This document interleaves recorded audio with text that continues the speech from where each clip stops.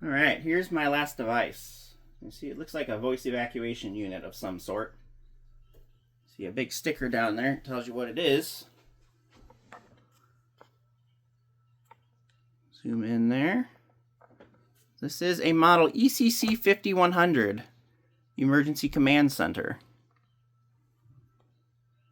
I don't know if we can really read that there.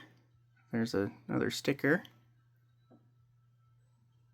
Can pause the video here and read that entire sticker if you want. I don't know how well it'll show up on camera, but I'm trying to get it to focus. It's not doing very well.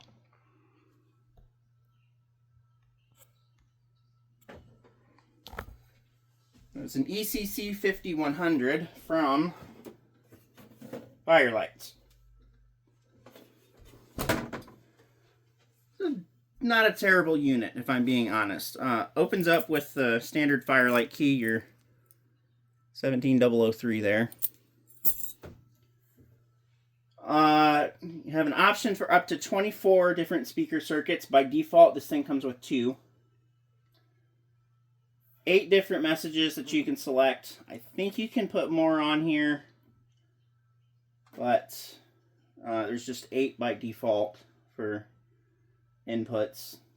System control, you have to push this to be able to tinker around with messages and that on there. All call button, push that, activate all the speaker circuits, and you can page out. Fire system active, I'll explain that in a bit. There's a diagnostic button there for showing whatever might be wrong with the panel, like various faults and troubles.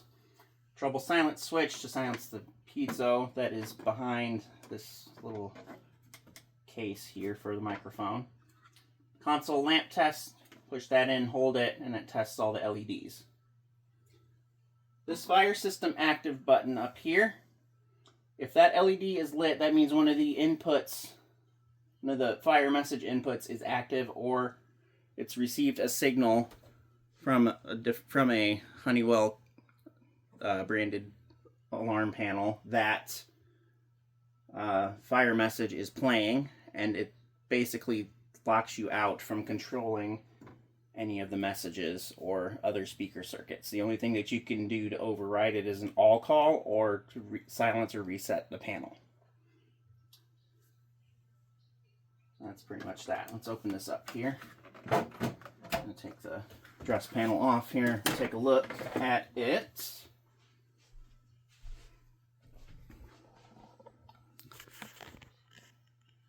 So there's not very many connections on the dress panel itself.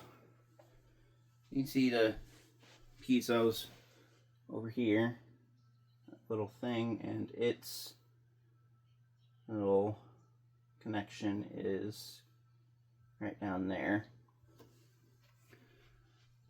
I do have a printout of all the connections, so bear with me while I take a look at those.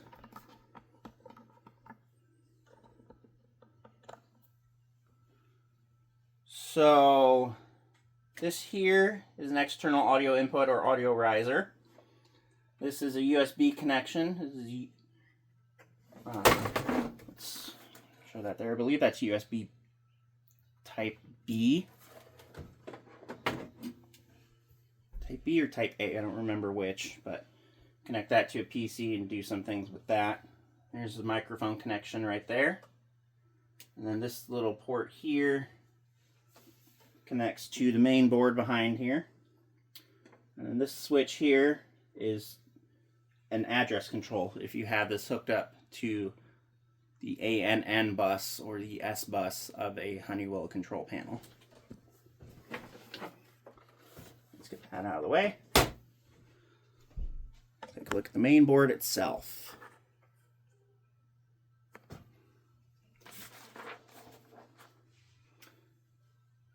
Power input is down there, 120 volts AC or 230 volts AC. I think there's a way to change that, I'm not sure. 2 tiny little switches down here. One's to test backup amplifier, and then one is to control the voltage output of the panel. Right now it's only set to 25 volts because I do not have the 70 volt board for this unit. And if I did, that would be connected right there. Battery right here, backup battery input there.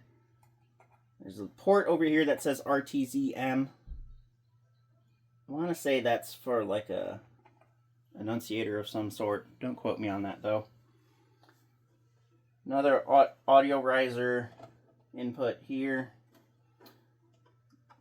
This block here is what you would use to connect the panel to the ANN bus or S bus of a fire alarm control panel from Honeywell. This up here is external data bus connections, power interface, USB for local programming. I want to say that is for, I don't think that's for the messages. I'll have to look that up and see what that's actually for. I think you plug a flash drive in there and you would upload or download programming instructions from that. And that would also be used for like software updates. RJ45 jack up here. It's your Ethernet connection. So you connect to a PC with that. And that's how you'd actually program the unit. Like you bring up a programming menu and do whatever with it. I don't really like that style of programming, if I'm being honest. It's not the best, and it's kind of a pain to set up. See, 1, 2, 3, 4, 5. These 5 terminal blocks here are those command inputs.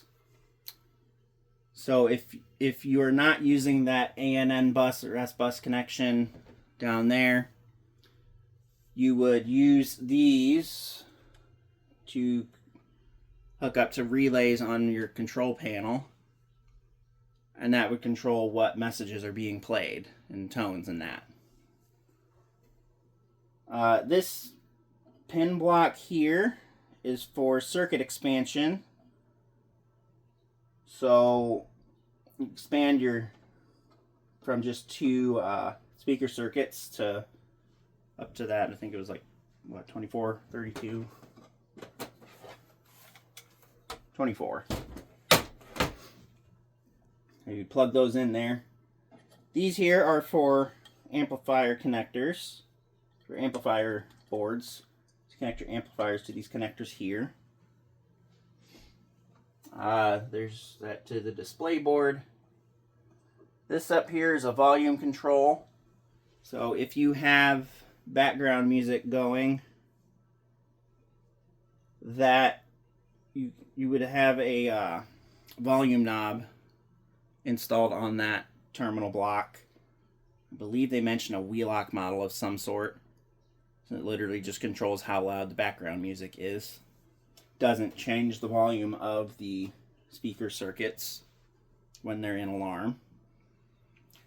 So NAC follower input over here. I think that's for like synchronization. So if you want to hook that up to like the remote sync of your control panel, that'll pass sync pulses through your NAC over here. This is an optional connection because by default this can synchronize some notification appliances. I believe it can synchronize Gentex, Wheelock, and System Sensor for sure, and I think it can synchronize AMSECO or Potter ones. Don't quote me on that though. If it can, I will put that in the description. And then you have 3 terminal blocks here that are just basically like relays. One's for AC loss, one is to indicate if mass notification inputs are active, and then one is just a fixed treble relay. So overall, I think this was a really, really great purchase for me. I got it for very cheap, I think only about $400. And the fact that it actually works is even better.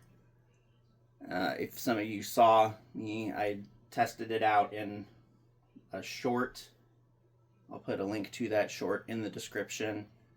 And I might try to put a flag up top in the video as well, so that you can go over there and take a look at that short.